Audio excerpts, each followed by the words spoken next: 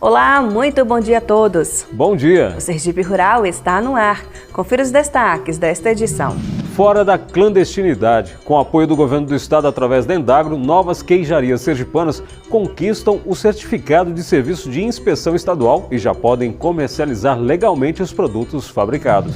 Atualização dos conhecimentos. Instrutores do Senar participam de capacitação sobre segurança, manutenção e operação de máquinas e implementos agrícolas. Custo extra no momento do plantio. Temporada de chuva fora da época em Sergipe leva produtores de milho a buscar medidas preventivas para evitar prejuízos com as chamadas plantas invasoras. E ainda tem as dicas do médico veterinário para evitar a dermatite interdigital em bovinos.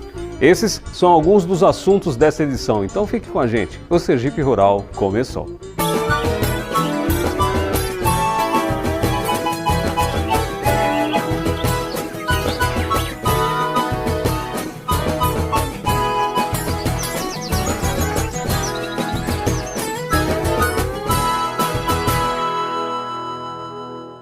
O governo do estado, através da Endagro, não tem medido esforços para tirar da clandestinidade as queijarias sergipanas que ainda não possuem o certificado de serviço de inspeção estadual. O documento é de grande importância, já que os pequenos produtores, com ele em mãos, passam a ter direito de vender legalmente os produtos fabricados. Esta semana, o Sergipe Rural viajou aos municípios de Aquidauã e Nossa Senhora da Glória. A boa notícia é que novas queijarias saíram da clandestinidade após o processo de regularização e muitas outras devem fazer o mesmo ainda no primeiro semestre desse ano. A reportagem é de Ingrid Colasso e Jorge Henrique. Em todo o estado, é possível encontrar diversas fabriquetas que produzem derivados do leite, como o tradicional queijo coalho, mussarela, manteiga e tantos outros tipos de produtos. A maioria delas vende de forma ilegal, pois não possui um certificado de serviço de inspeção estadual, o CIE, que autoriza os laticínios a comercializarem legalmente sua produção em supermercados, padarias e outros espaços, em todo o território sergipano.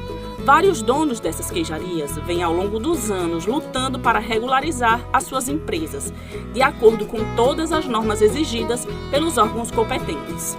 E um desses que, depois de muita luta, conseguiu seu tão sonhado certificado foi seu Aragão Júnior, dono da Laticínio Aragão, em povoado Mocambo, em Aquidauã. Comecei em 2010 para 2011, fazendo queijo coalho, fabriquei bem pequenininha. Bem decadente, né? Mas acreditei e com o incentivo do Sebrae, da Endagro, dos órgãos do governo do estado, hoje estamos conseguindo o selo. É uma vitória para a nossa família, para a geração que vem. Com uma produção de 2.000 litros de leite por dia, a Laticínio Aragão produz queijo mussarela e manteiga, mas vem buscando inovar, produzindo de forma experimental o queijo Minas Frescal. A Endagro que me convidou para ir um intercâmbio em Minas Gerais, lá na Serra da Canastra.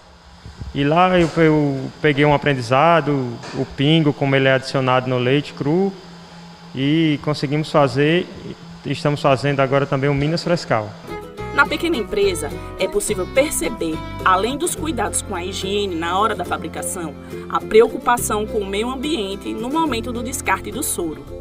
O descarte do soro ele não vai para o meio ambiente, porque é um resíduo muito sólido, né?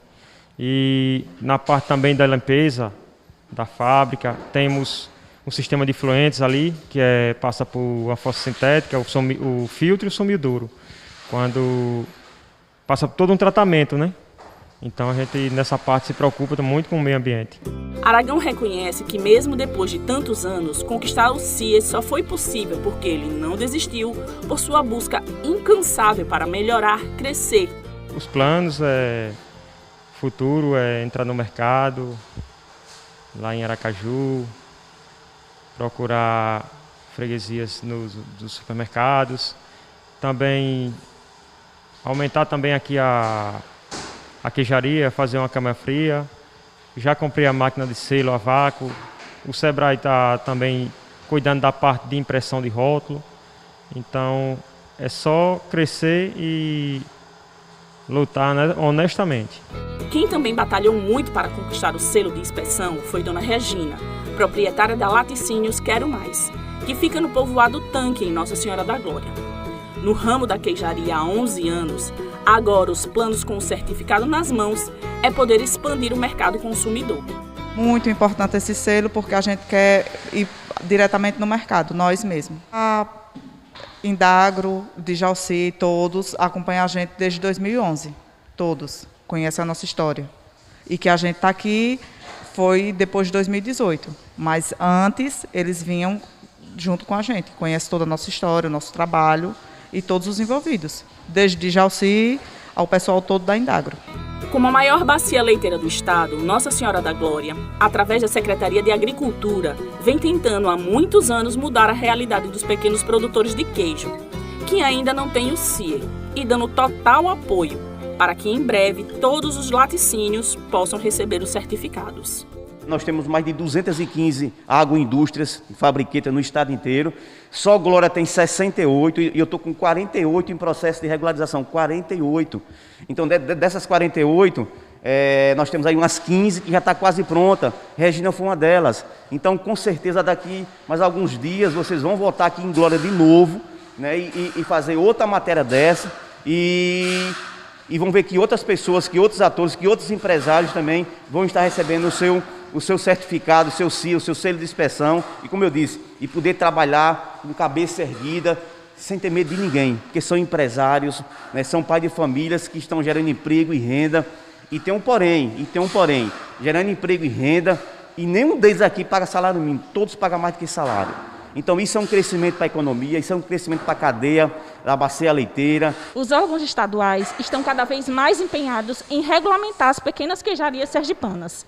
52 projetos já estão em via de regularização na Indagro. Hoje nós temos 232 queijarias visitadas, temos 52 projetos aprovados, né, em fase de construção. E a partir do momento que o estabelecimento tem o selo de inspeção no estabelecimento, ele está levando a chancela do Estado de que aquele estabelecimento ele está chancelado, ele está certificado com boas práticas de produção e de higiene.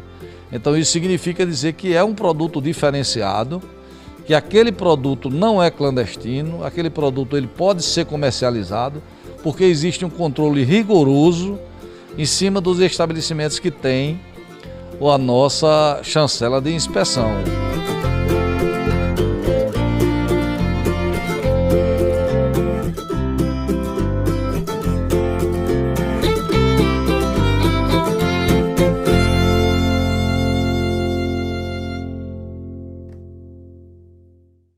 E agora o assunto é a meteorologia. E eu já chamo a atenção ao Homem do Campo para as informações sobre o clima na última semana de fevereiro e a primeira do mês de março. Vem chuva por aí. Confira no mapa a previsão do tempo para os próximos dias no estado. De acordo com o Centro de Meteorologia de Sergipe, o sol brilha forte no sábado e no domingo em todo o estado. Na segunda e na terça, o sol aparece entre nuvens, com possibilidade de chuva passageira no litoral sergipano. Já no sertão do estado, o tempo segue firme, sem previsão de chuva. Na quarta, quinta e sexta, a sensação de calor aumenta com a chegada de uma massa de ar quente que vem do extremo sul da Bahia. A temperatura durante a semana deve variar entre 21 e 33 graus. No município de Siriri, a temperatura deve chegar aos 28 graus, 29 em Laranjeiras e 31 graus em Telha. Este ano, o Sergipe Rural completa 7 anos. Um programa feito com muita dedicação por toda a equipe que começa a colher os resultados. Este mês nós recebemos o prêmio Agro Sergipe como reconhecimento do nosso trabalho junto ao agronegócio sergipano.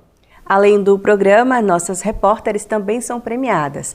Ingrid Colasso foi escolhida como destaque no jornalismo rural no 11º Prêmio Qualidade Tribuna e Patrícia Dantas conquistou o Prêmio Destino Sergipe na categoria Turismo Rural. Estão todos de parabéns. A seguir, instrutores do Senar participam de atualização sobre segurança, manutenção e operação de máquinas e implementos agrícolas. E ainda, a gente destaca os cuidados que devem ser tomados pelos produtores de milho para evitar prejuízos com as chamadas plantas invasoras. Fique com a gente, o Sergipe Rural volta já.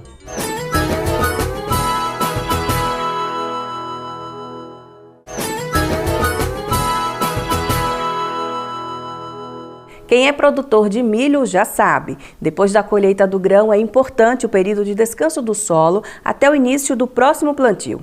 Durante esse intervalo, os restos da colheita e o capim tendem a secar com o calor e formam a cobertura do solo.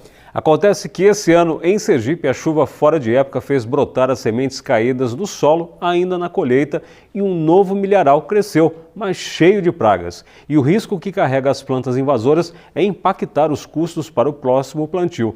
Os repórteres Patrícia Dantas e Marcelo Lobo estiveram no município de Carira para ver de perto a situação. Na propriedade de Carlos André, assim como várias outras no estado, o milho foi colhido ano passado. Como todos os anos, os meses entre o plantio e a colheita são reservados ao descanso do solo. O vazio sanitário, estratégia de manejo usada para diminuir a ocorrência de pragas e doenças. O problema é que com as chuvas fora de época, os grãos de milho que caíram no solo durante a colheita germinaram. E as plantas que cresceram estão repletas de pragas e doenças. Os grilos, os pulgões, gafanhotos e lagartas são vistos sem dificuldades, destruindo os pés de milho. Esse ano a gente teve muito problema com a colheita do milho aqui no Ceaba, problemas com regulagem de colheitadeira e outras questões que aconteceram durante a colheita, áreas que teve um déficit hídrico e as plantas ficou mais fracas, a colheitadeira não conseguiu pegar elas por as plantas estar muito baixas e tivemos um verão bem chuvoso. Então o resultado disso aí, a planta voluntária ou planta guaxa ou planta invasora, seja lá o nome que for que você considerar, nasceu, cresceu e está sendo um verdadeiro recipiente de praga e doença. Como você pode ver aqui, o pulgão é uma das pragas principais que está atacando com força as lavouras da gente aqui e vários outros fungos e pragas também que a gente está identificando nessas áreas que parece que foi replantada. Então isso é um problema muito sério para a nossa safra. Safra essa que já vai ser uma safra recorde em custos, que vai ser a safra mais cara da história que o produtor de Sergipe vai plantar, ainda com mais esse ingrediente aqui dessas plantas invasoras. E essa infestação nas plantas vai impactar o próximo plantio, gerando custos ao produtor. Tentar fazer de alguma forma um controle dessa planta, que só vai trazer para a gente a elevação de custo e muito prejuízo para que muito produtor não tem estrutura para combater essas pragas e doenças que estão aparecendo aqui. Então, o uso de herbicida, o uso de tombagem de terra e tudo vai elevar muito mais esse custo, que já está muito caro. Então, vai elevar mais ainda o custo normal da nossa região. O ataque de pragas ocorreu logo depois do primeiro mês de germinação e infestou o milharal que cresceu aleatório. A situação preocupa os produtores, já que se preparam para um custo extra no momento do plantio. Para evitar a contaminação na próxima lavoura, é preciso fazer uma limpeza da área, para que seja usado menos defensivos agrícolas. Vou ter que me preparar melhor para a aplicação desses herbicidas, inseticidas, e usar uma tecnologia que ainda a gente tem uma carência muito grande aqui na nossa região, que é o uso do gafanhoto e do drone, para aplicar alguns desses inseticidas aí.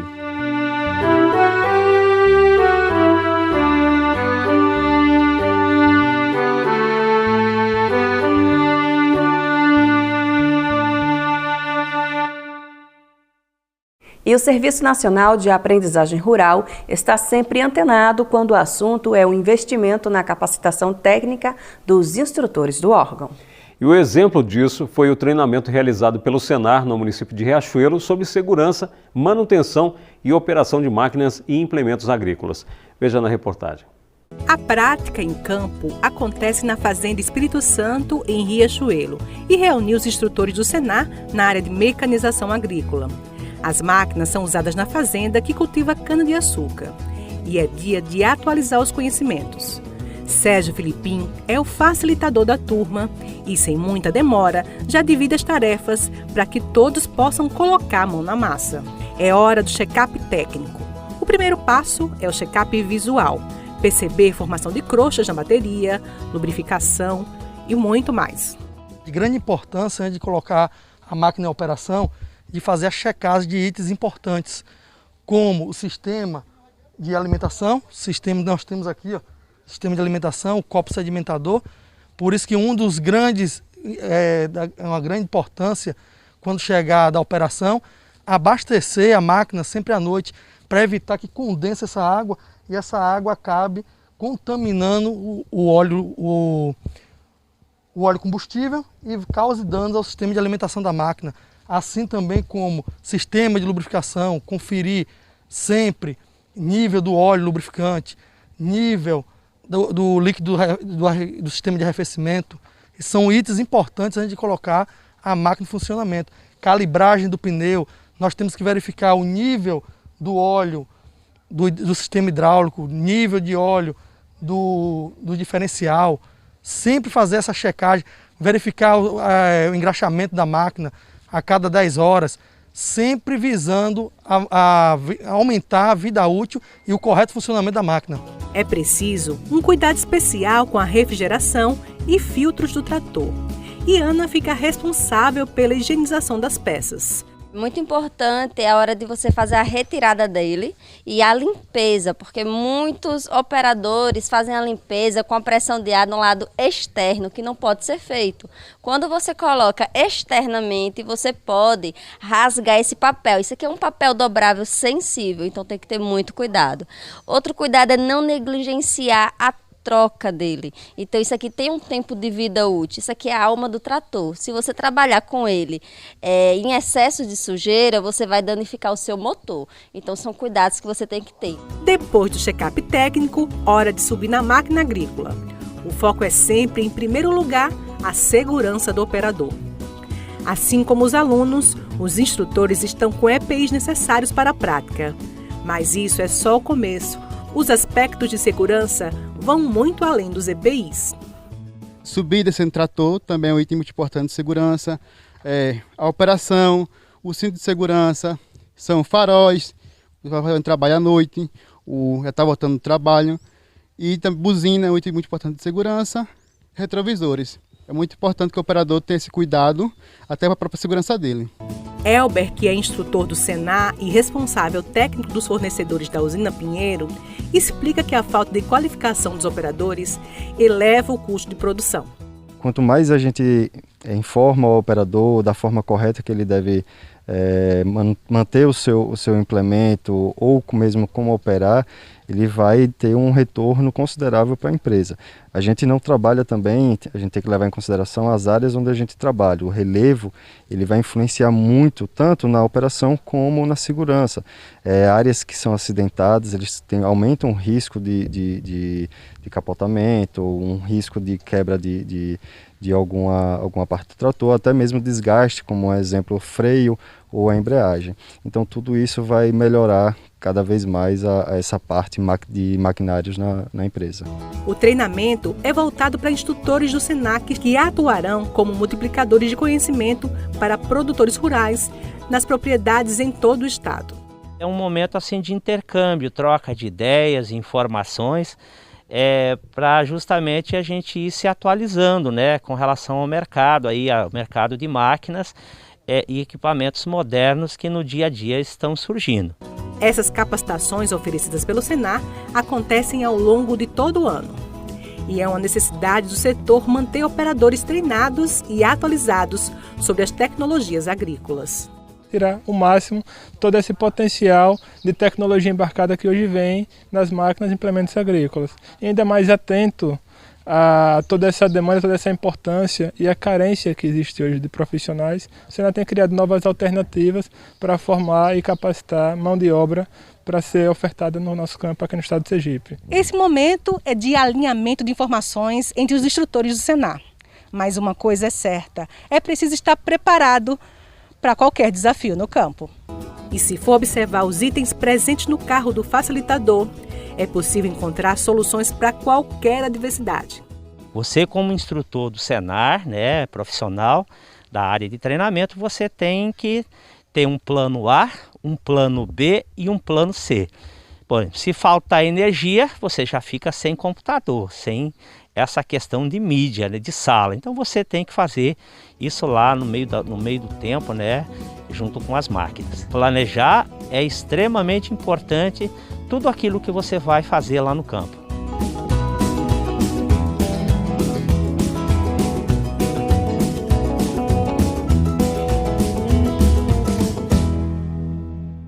A seguir, a gente traz as dicas do médico veterinário para evitar que os criadores de bovinos sofram prejuízos com a chamada dermatite interdigital.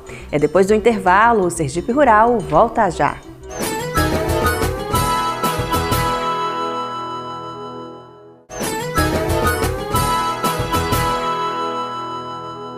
E o Sergipe Rural já está de volta e é hora de abrir espaço para citar o nome de alguns telespectadores que assistem aos programas. E hoje o meu abraço vai para o senhor Fernan Alves, que mora em São Paulo, para o senhor José Wellington, de Carmópolis, e também para o Oscar Firmino, que reside lá no Recife, em Pernambuco. Todos eles nos acompanham pela PRP TV ou através do nosso canal no YouTube.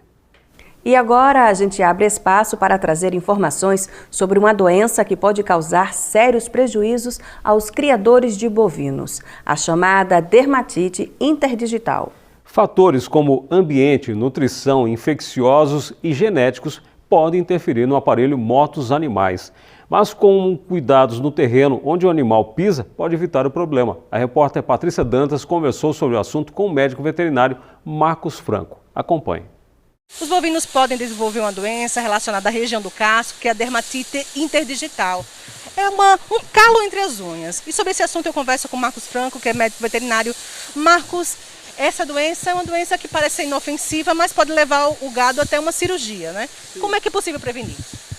A dermatite interdigital, que é aquele calo entre as unhas, que provoca, vai crescendo aquilo. Por quê? O animal, ao trafegar, ao pastar em região de muita pedra, provoca esse calo. E essa dermatite vai causar o quê?